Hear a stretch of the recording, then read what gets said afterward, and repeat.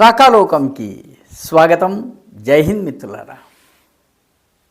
Neat పరీక్ష leak విషయంలో ఢిల్లీ జంతర్ మంతర్లో అభిజిత్ దీప్కే అదేవిధంగా ఆయన అనుచరులు వీళ్ళందరూ కూడాను మేమే వీర బొద్దింకలమని చెప్పుకుంటూ ఉద్యమాలు చేస్తున్నారు పరీక్ష పేపర్ లీక్కి సంబంధించి.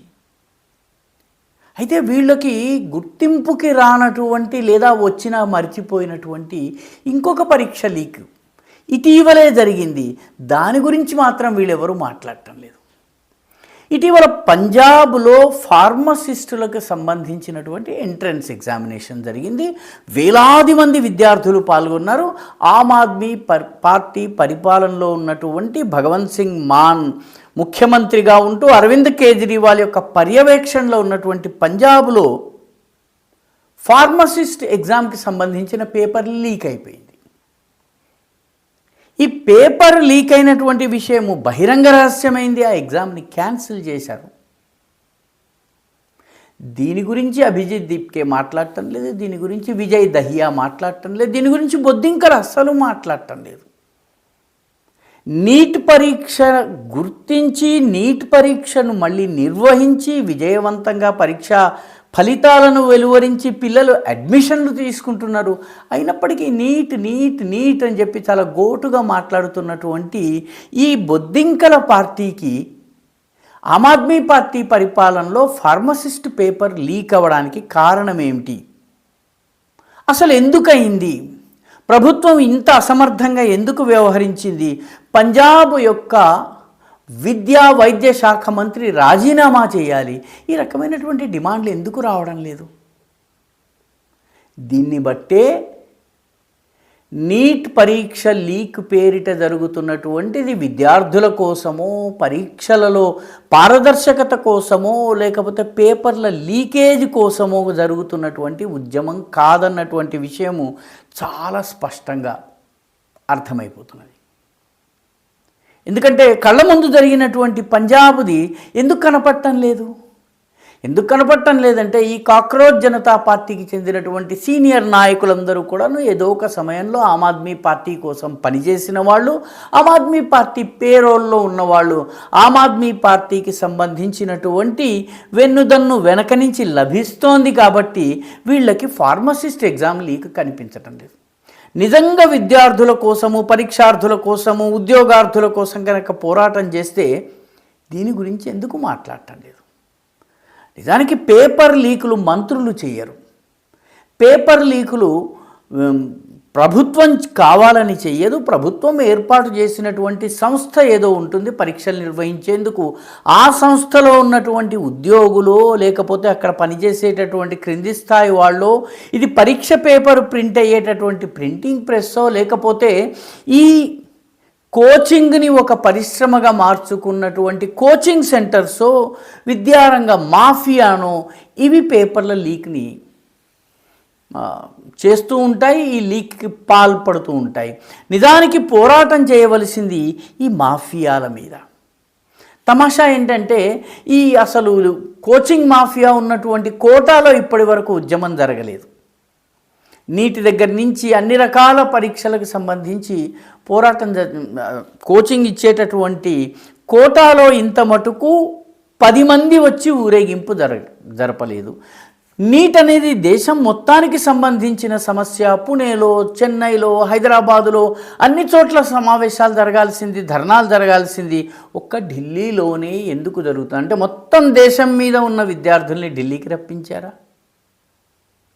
లేకపోతే కేవలం ఢిల్లీలో నీట్ రాసిన వాళ్లకు మాత్రమే నొప్పి ఉంది, మిగతా దేశంలో వాళ్ళకి లేదా? ఇవి అడగవలసినటువంటి ప్రశ్నలు. ఎందుకంటే 21 రోజులు చేసినటువంటి ఉద్యమంలో పోలీసులు అత్యంత సంయమనం పాటించారు. పోలీసుల్ని రెచ్చగొట్టే ప్రయత్నం జరిగింది. అయినప్పటికీ కూడా పోలీసులు రెచ్చిపోలేదు. నిజానికి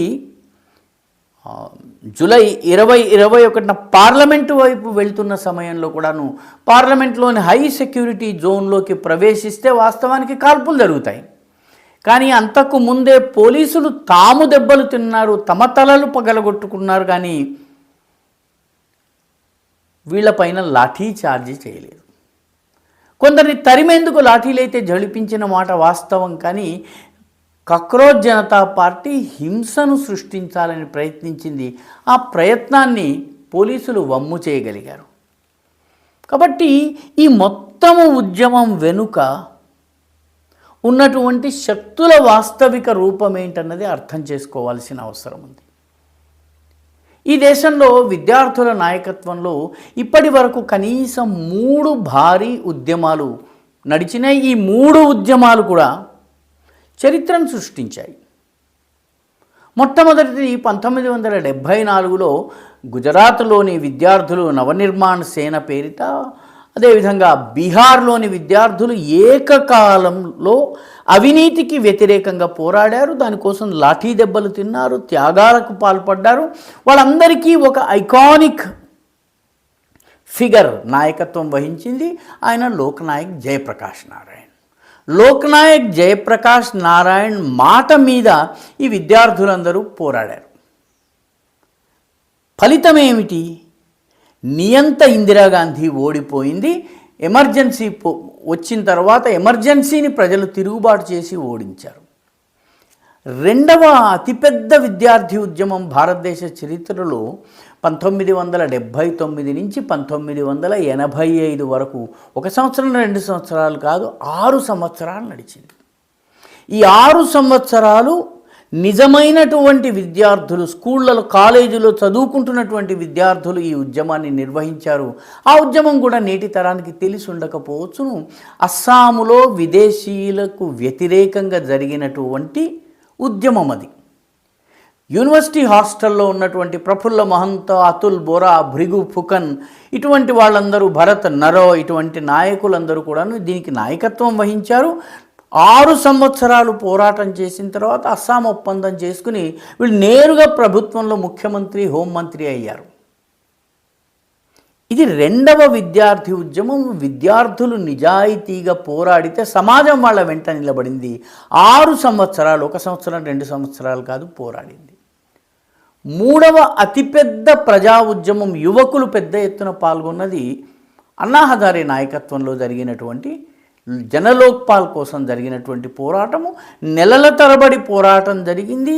ఎవరికి వాళ్ళు యువకులు, విద్యార్థులు పోస్టర్లను పట్టుకుని లక్నోలో ఉన్నవాడు లక్నోలో, పుణేలో ఉన్నవాడు పుణేలో, హైదరాబాదులో ఉన్నవాడు హైదరాబాదులో నిలబడి 2, 3, 4 యువకులు ఒక సెంటర్లో నిలబడి పోస్టర్లను పట్టుకుని అన్నా హజారే ఉద్యమానికి మద్దతు ప్రకటించారు. ఢిల్లీలో అయితే రామ్లీలా గ్రౌండ్స్లో చాలా పెద్ద కార్యక్రమం జరిగింది. బాబా రామ్దేవ్ వంటి చాలామంది వ్యక్తులు దీన్ని సమర్థించారు. అన్నా హజారే రెండవ గాంధీలాగా నిరాహార దీక్ష చేశారు. ఇప్పట్లాగా ఆయన ప్రోటీన్ జ్యూసులు తాగి ఏదో నిరాహార దీక్ష చేసిన వ్యక్తి కాదు. అన్నా యొక్క వ్యక్తిత్వము యువకులందరినీ వచ్చి ఈ ఉద్యమంలో పాల్గొనేలా చేసింది. మొత్తం మీద ఇది ఒక విజయవంతమైనటువంటి ఉద్యమం. ఎందుకంటే ఢిల్లీలో అప్పటి వరకు ఉన్నటువంటి కాంగ్రెస్ పరిపాలన పోయి అరవింద్ కేజ్రీవాల్ ప్రభుత్వం వచ్చింది.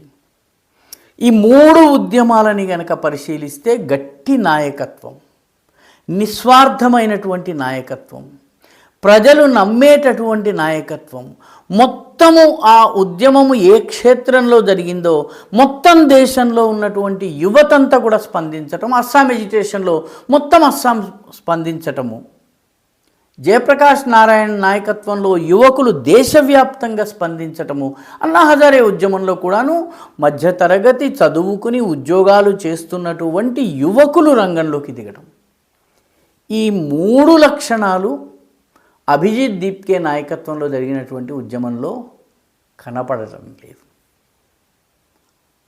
వస్తున్న వాళ్ళందరూ కూడా వామపక్షాలకు చెందినటువంటి విద్యార్థులు పొద్దున వస్తున్నారు, సాయంత్రం వెళ్ళిపోతున్నారు, రాత్రిళ్ళు హాయిగా భోజనం చేస్తున్నారు. ఇటు ఉద్యమం నడుస్తుంటే అటు భోజనం చేస్తున్నారు. సోనం వాంగ్చుక్ కూడాను పూర్తి నిరాహార దీక్ష చేశారా లేదా అన్న విషయంలో సందేహాలు ఉన్నాయి. ఎందుకంటే 20-21 రోజులు నిరాహార దీక్ష చేస్తే ఉండేటటువంటి పరిస్థితి ఏంటో అందరికీ తెలుసును. కానీ మొత్తం మీద అభిజిత్ దీప్కే, సోనం వాంగ్చుక్ల ఉద్యమం వెనుక ప్రజలు ఎందుకు లేరంటే మొదటి 3 ఉద్యమాల వెనుక ప్రజలు ఎందుకున్నారో గమనిస్తే అర్థమవుతుంది. నీట్ విషయంలో కూడాను ఎన్టీఏ నేషనల్ టెస్టింగ్ ఏజెన్సీ ఏదైతే ఉందో దాని అధ్యక్షుడైనటువంటి దాని చైర్మన్ అయినటువంటి సంజయ్ జోషి రాజీనామా అడగాలి. ధర్మేంద్ర ప్రధాన్ రాజీనామా అడగటం మొత్తం మీద దీని వెనుక ఉన్నటువంటి రాజకీయ దురుద్దేశాలని బయటపెడుతోంది. ఇదే సమయంలో జరిగినటువంటి పంజాబ్ లీక్ గురించి వీళ్ళు మాట్లాడకపోవడము వీళ్ళ రాజకీయ ఎజెండాని బట్టబయలు చేస్తోంది.